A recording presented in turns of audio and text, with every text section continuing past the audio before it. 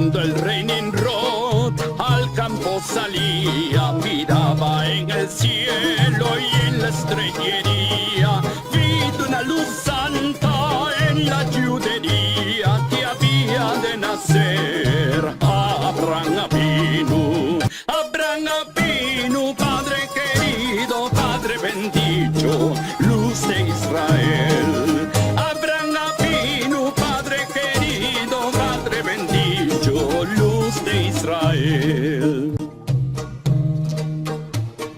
La mujer de Tera quedó preñada y de día en de día él le preguntaba: ¿de qué tenés la cara tan demudada? Ella ya sabía el bien que tenía. Abraham Avinu, Padre querido, Padre bendito, luz de Israel.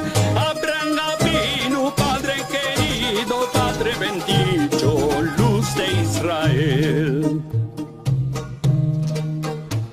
En fin de 9 meses parir quería, iba caminando por campos y viñas, a su marido tal ni le descubría, topó una miara, allí lo pariría.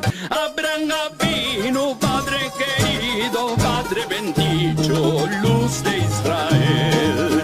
Abraham Avinu, Padre querido, Padre bendito, luz de Israel.